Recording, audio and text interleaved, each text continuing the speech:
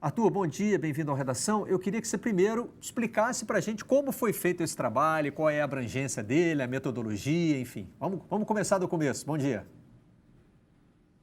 Bom dia, Marcelo. Bom dia a todos os outros dois integrantes da mesa aí também. Eu acho que é muito importante que a gente esteja falando sobre esse tema, né, que acho que extrapola, inclusive, a própria escolarização dos jogadores da categoria de base do futebol masculino. Né? A gente poderia falar sobre o futebol das mulheres também, mas o futebol masculino ele é muito grande, né? E quão grande é esse futebol? Essa que foi a grande dúvida e esse foi o grande objetivo do estudo, entender a magnitude.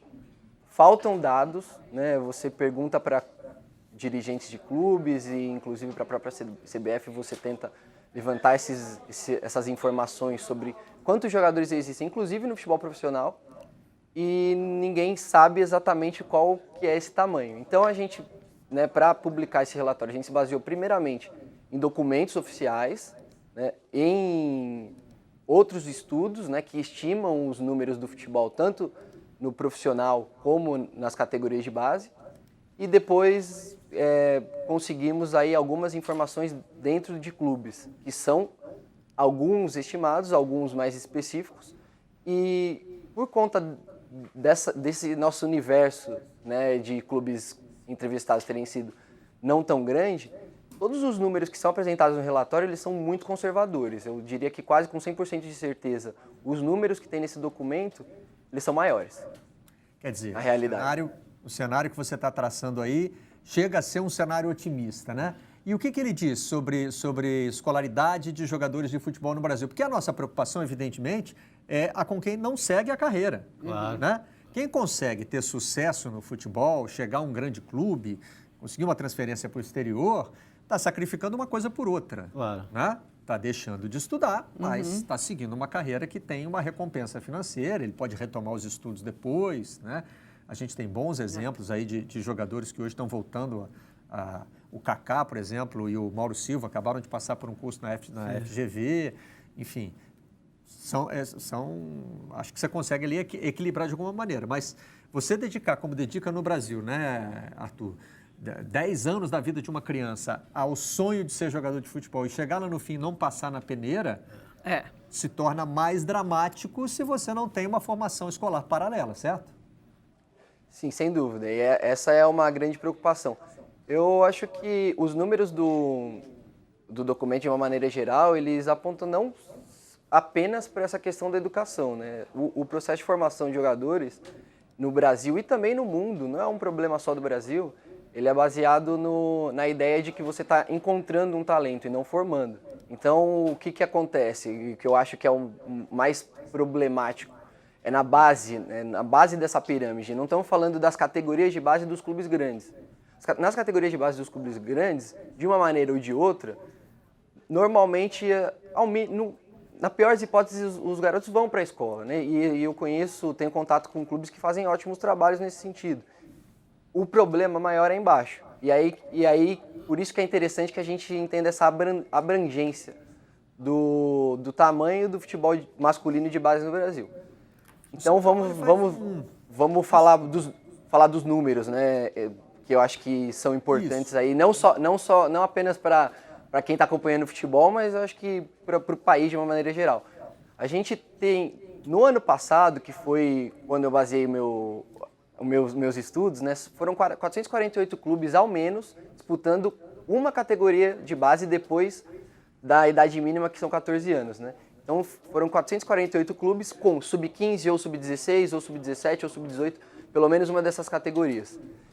E cada clube tem, no mínimo, dentro desses que a gente conseguiu levantar, 90 jogadores. Então a gente está falando de um cenário aí de 40 mil jogadores nas categorias de base de clubes filiados à CBF. Por baixo, né? Por baixo, exatamente. Tem clubes que tem 200, tem clubes que tem 130. E mesmo clubes que não são grandes, que a gente pensa, tem um clube que disputa a Série D, tem clube que não tem nem divisão, vai ter 30 jogadores? Não, tem clube que tem 100, tem clube que tem 200. Então, assim, é um número bem conservador, esses 40 mil. A gente pode estar falando de 100 mil até de 200 mil crianças dentro dos filiados à CBF. Isso sem contar quem está buscando. E aí é o que mais me preocupa. porque falando de quem está buscando um espaço dentro do futebol de base, a gente fala do que eu gostei de chamar de perambulantes, que são os meninos que saem das suas cidades e até de estados para participar de processos seletivos que duram uma semana. Se ele dura uma semana, ele está perdendo o dia letivo, porque muitos desses processos são feitos à revelia do calendário escolar. Então é feito em maio, é feito em abril, não há uma padronização, né? Então o que acontece? Esse número, que é um número conservador desses perambulantes, são cerca de 13 mil que a gente conseguiu. Porque o número mínimo dentro dos clubes que responderam foi de 30 jogadores por ano, mas tem clubes, por exemplo, que fazem esse processo seletivo de uma semana com jogadores de fora da própria cidade, que fazem esse deslocamento e perdem os dias letivos dessa semana, com 500. Então, assim, eu fiz a conta com 30, aí deu 13 mil. Mas se você fizer essa conta com 500, que também aí eu acho que seria um exagero, seria muito mais. Mas tem clubes que tem 250, enfim, tem clubes com muito mais do que 30 por ano, entendeu? Apenas só para finalizar, acho que é um detalhe muito importante também em relação ao certificado de clube formador.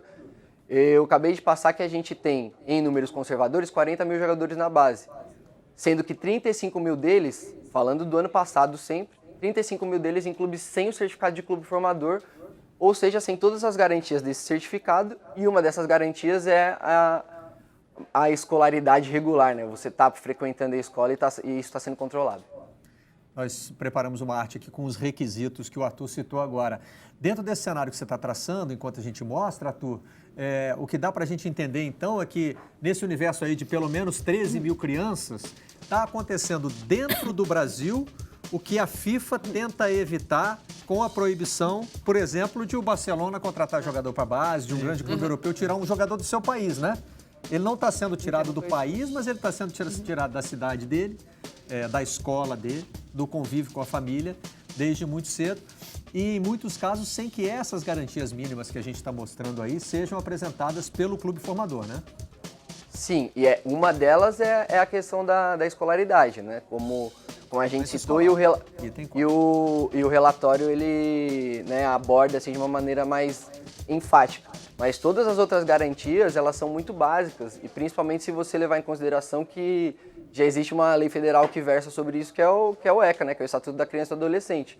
Então, assim, você extrapolando, né, de uma maneira bem lógica, bem simples, é bem provável que nesses 406 clubes que disputaram e colocaram jovens em campo no ano passado, e que tem cerca de 35 mil, né, dentro dessa estimativa, né, não estejam sendo respeitadas essas premissas do ECA também, que é um problema grave, porque se a gente pensar no final da pirâmide, naquele topo, né, que o relatório aponta que temos aí cerca de 2.700 boas vagas, que é discutível também, mas enfim, temos 2.700 boas vagas para jogadores profissionais de futebol, e temos esses 35 mil que não estão tendo acesso à escola, a gente vai criar anualmente, né, a gente vai criar um exército aí de garotos desqualificados para o mercado de trabalho, e que vão criar um problema muito grande para o país aí no futuro, né, e acredito que já estejam criando. Você está falando de mais de 30 mil crianças por ano, né, que ou vão pegar um dos cargos que existem dentro do futebol, que não são esses cargos mais atraentes, esses 2.700, ou então vão voltar para o mercado de trabalho sem qualificação nenhuma. Não, e sem nenhuma, porque não é questão de faculdade, né? É uma questão até de formação básica, às vezes. Sim, a gente discute às vezes aqui a questão do esporte americano. Você pode fazer depois, né? Mas se você não tiver formação de colégio, você não consegue fazer faculdade também. Você vai dedicar... Aí você tem o esporte numa contramão total, que é desqualificando, ajudando a desqualificar o cidadão. Arthur, parabéns pelo trabalho e muito obrigado pela participação aqui no Redação de hoje. Um abraço. Um abraço, valeu, obrigado.